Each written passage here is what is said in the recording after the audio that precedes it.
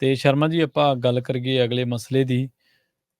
ਮਾਨ ਸਰਕਾਰ ਦੇ ਖਿਲਾਫ ਕਹਿੰਦੇ ਵਕੀਲਾਂ ਨੇ ਮੋਰਚਾ ਖੋਲ ਦਿੱਤਾ ਹੁਣ। ਪ੍ਰਵੀਨ ਜੀ, ਮਾਮਲਾ ਹੈਗਾ ਸ਼੍ਰੀ ਮੁਕਤਸਰ ਸਾਹਿਬ ਦਾ। ਜੀ, ਜੀ। ਮੁਕਤਸਰ ਸਾਹਿਬ ਦੇ ਵਿੱਚ ਇੱਕ ਵਕੀਲ ਵਰਿੰਦਰ ਸਿੰਘ ਨਾਂ ਦਾ, ਕਹਿੰਦੇ ਜੀ ਉਹਦੇ ਕੋਲ ਇੱਕ ਕਲਾਇੰਟ ਆਇਆ ਤੇ ਕਲਾਇੰਟ ਆ ਕੇ ਉਹਦਾ ਕਹਿੰਦਾ ਕਿ ਜੀ ਸਾਡੇ ਪਿੰਡ 'ਚ ਪੁਲਿਸ ਨੇ ਇੱਕ ਨਸ਼ਾ ਛੁਡਾਊ ਕਮੇਟੀ ਬਣਾਈ ਆ ਤੇ ਉਹ ਬੰਦਿਆਂ ਨੂੰ ਬੇਲੋੜਾ ਚੈੱਕ ਕਰਦੇ ਆ ਜੀ, ਤੇ ਮੈਨੂੰ ਲੱਗਦਾ ਜੀ ਕਿ ਉਹ ਮੈਨੂੰ ਫਸਾਉਣਗੇ ਜੀ। ਜੀ। ਹੁਣ ਉਹ ਕਲਾਇੰਟ ਨੂੰ ਕਿਉਂ ਲੱਗਿਆ ਕਿ ਮੈਨੂੰ ਫਸਾਉਣਗੇ, ਆਪਣੇ ਆਪ 'ਚ ਇੱਕ ਸਵਾਲ ਆ ਵੈਸੇ। ਉਹਨੂੰ ਕਿਉਂ ਲੱਗਿਆ, ਫਿਰ ਸਾਰੇ ਪਿੰਡ ਨੂੰ ਕਿਉਂ ਨਹੀਂ ਲੱਗਿਆ, ਹੈ ਨਾ?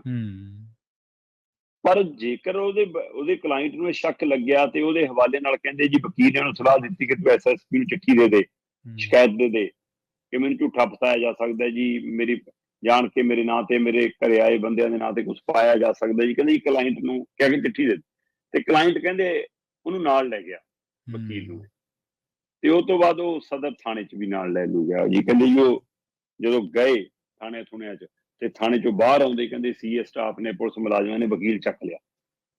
ਠੀਕ ਹੈ। ਵਕੀਲ ਨਾਲ ਕੁੱਟਮਾਰ ਹੋਈ, ਖਿੱਚਤੂ ਹੋਈ ਤੇ ਉਹਦੇ ਪਰ ਕਹਿੰਦੇ ਜੀ ਤਸ਼ੱਦਦ ਢਾਇਆ ਗਿਆ ਤੇ ਉਹਨੂੰ ਕਿਹਾ ਗਿਆ ਕਿ ਦੇਖ ਲੈ ਤੇਰਾ ਹਾਲ ਤੋਂ ਹੀ ਮਾੜਾ ਕਰਾਂਗੇ ਜੇ ਤੂੰ ਅਦਾਲਤ 'ਚ ਮੂੰਹ ਖੋਲਿਆ। ਕਹਿੰਦੇ ਡਰਦਾ ਬੋਲਿਆ ਨਹੀਂ ਜੀ। ਤੇ ਦੂਏ ਦਿਨ ਵਕੀਲਾਂ ਨਾਲ ਇਕੱਠੇ ਹੋ ਗਏ ਤੇ ਵਕੀਲ ਨਾਲ ਆ ਗਏ ਜਦੋਂ, ਤੇ ਉਹ 'ਚ ਜਾਨ ਪੈ ਗਈ ਤੇ ਉਹਨੇ ਆਪਣਾ ਬਿਆਨ ਦਰਜ ਕਰਾਇਆ ਜੀ ਕਿ ਮੇਰੇ ਨਾਲ ਤਾਂ ਕੁਝ ਹੋਇਆ ਤੇ ਦੁਬਾਰਾ ਮੈਡੀਕਲ ਹੋਇਆ ਤੇ ਉਹ 'ਚ ਸੱਟਾਂ ਪਾਈਆਂ ਗਈਆਂ। ਸੋ ਇਹ ਸਾਰਾ ਮਾਮਲਾ ਤਸੀਹੇ ਦੇਣ ਦਾ, ਤਸ਼ੱਦਦ ਢਾਉਣ ਦਾ ਤੇ ਕਲਾਇੰਟ ਦਾ, ਇਹ ਮਾਮਲਾ ਪਚੀਦਾ ਬਣਦਾ ਵਕੀਲ ਬਨਾਮ ਪੁਲਿਸ ਬਣ ਗਿਆ। ਸ਼੍ਰੀ ਮੁਕਤਸਰ ਸਾਹਿਬ ਦੀ ਬਾਰ ਐਸੋਸੀਏਸ਼ਨ ਉਸ ਵਕੀਲ ਵਰਿੰਦਰ ਦੇ ਹੱਕ 'ਚ ਨਿਤਰਿਆ ਹੀ। ਮਾਮਲਾ ਨਸ਼ੇ ਨਾਲ ਸੰਬੰਧਿਤ ਹੈ ਜਦੋਂ ਕਿ, ਹੈ ਨਾ, ਤੇ ਉਹ ਤੋਂ ਬਾਅਦ ਕਹਿੰਦੇ ਜੀ ਉਸ ਵਕੀਲ ਦੇ ਹੱਕ ਦੇ ਵਿੱਚ ਪੰਜਾਬ ਹਰਿਆਣਾ ਹਾਈ ਕੋਰਟ ਦੀ ਬਾਰ ਐਸੋਸੀਏਸ਼ਨ ਆ ਗਈ। ਪੰਜਾਬ ਹਰਿਆਣਾ ਹਾਈ ਕੋਰਟ ਦੀ ਬਾਰ ਐਸੋਸੀਏਸ਼ਨ ਨੇ ਮਾਨ ਸਰਕਾਰ ਦੇ ਖਿਲਾਫ ਸਿੱਧਾ ਮੋਰਚਾ ਖੋਲਤਾ।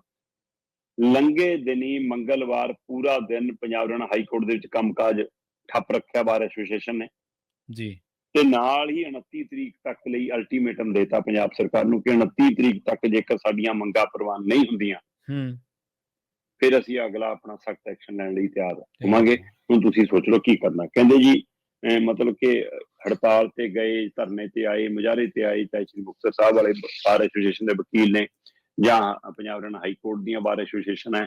ਅੱਜ ਪਤਾ ਲੱਗ ਰਿਹਾ ਕਿ ਪੰਜਾਬ ਭਰ ਦੀਆਂ ਸਮੂਹ ਬਾਰ ਐਸੋਸੀਏਸ਼ਨਾਂ ਦੇ ਹੱਕ 'ਚ ਨਿਤਰਨ ਜਾ ਰਹੀਆਂ ਨੇ।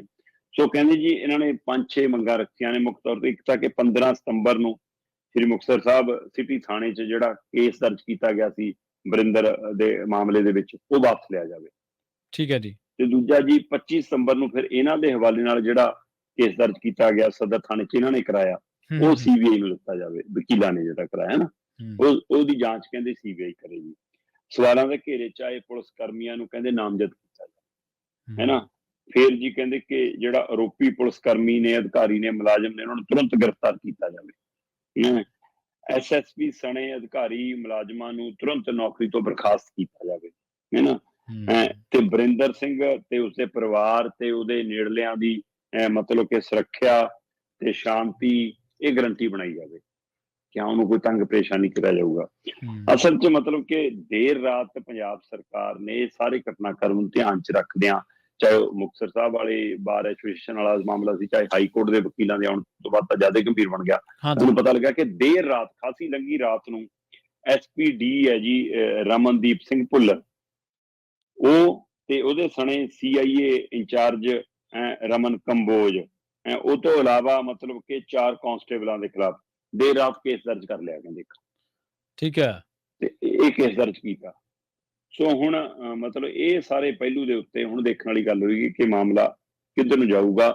ਅਸਲ 'ਚ ਮਾਮਲਾ ਇੱਕ ਚਿੱਟੇ ਦੀ ਕਮੇਟੀ ਨੂੰ ਲੈ ਕੇ ਸ਼ੁਰੂ ਹੁੰਦਾ ਜਿਹੜੀ ਪੁਲਿਸ ਵੱਲੋਂ ਬਣਾਈ ਜਾਂਦੀ ਆ, ਪਰ ਵਕੀਲ ਨਾਲ ਇਸ ਮਾਮਲੇ 'ਚ ਤਸ਼ੱਦਦ ਢਾਉਣਾ, ਉਹਦੇ ਨਾਲ ਕੁੱਟਮਾਰ ਕਰਨਾ, ਜੇਕਰ ਇਸ ਮਾਮਲੇ ਸੱਚਾਈ ਆ ਤਾਂ ਇੱਕ ਪੁਲਿਸ ਦਾ ਇੱਕ ਹੋਰ ਨਵਾਂ ਅੰਗ ਉੱਭੜ ਕੇ ਸਾਹਮਣੇ ਆਉਂਦਾ ਤੇ ਉਹਨੇ ਪੁਲਿਸ ਨੂੰ ਸਵਾਲਾਂ ਦੇ ਘੇਰੇ 'ਚ ਲਿਆ ਖੜਾ ਕੀਤਾ। ਪਰ ਇਸ ਮਾਮਲੇ 'ਚ ਅਲਟੀਮੇਟਮ ਤੇ ਆ ਗਈ ਹੁਣ ਪੰਜਾਬ ਸਰਕਾਰ। ਉਹਨਾਂ ਨੇ 29 ਤਰੀਕ ਤੱਕ Punjab Haryana high court bar association ਨੇ ਪੰਜਾਬ ਸਰਕਾਰ ਨੂੰ, ਮਾਨ ਸਰਕਾਰ ਨੂੰ ਅਲਟੀਮੇਟਮ ਦਿੱਤਾ ਕਿ ਜੇਕਰ ਤੁਸੀਂ ਇਹ ਮਸਲਾ ਹੱਲ ਨਹੀਂ ਕਰਦੇ, ਅਧਿਕਾਰੀਆਂ ਪੁਲਿਸ ਮੁਲਾਜ਼ਮਾਂ ਦੇ ਖਿਲਾਫ ਕਾਰਵਾਈ ਨਹੀਂ ਕਰਦੇ ਤੇ ਵਕੀਲ ਦੇ ਖਿਲਾਫ ਕੇਸ ਵਾਪਸ ਨਹੀਂ ਲੈਂਦੇ, ਸੀਬੀਆਈ ਨੂੰ ਜਾਂਚ ਨਹੀਂ ਦਿੰਦੇ, ਫਿਰ ਅਸੀਂ ਅਗਲੇ ਐਕਸ਼ਨ ਲਈ ਤਿਆਰ ਹੋਵਾਂਗੇ।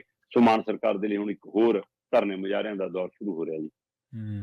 ਜੀ ਸ਼ਰਮਾ ਜੀ, ਜਦੋਂ ਕਿਸੇ ਦੇ ਘਰੇ ਵੀ ਕੋਈ ਚੋਰੀ ਹੁੰਦੀ ਹੈ, ਮੰਨ ਲਓ ਕੋਈ ਵਾਕਿਆ ਹੋ ਜਾਂਦਾ, ਤਾਂ ਬੰਦਾ ਕਹਿੰਦਾ ਮੈਂ ਪੁਲਿਸ ਕੋਲੇ ਜਾਣਾ ਸਭ ਤੋਂ ਪਹਿਲਾਂ।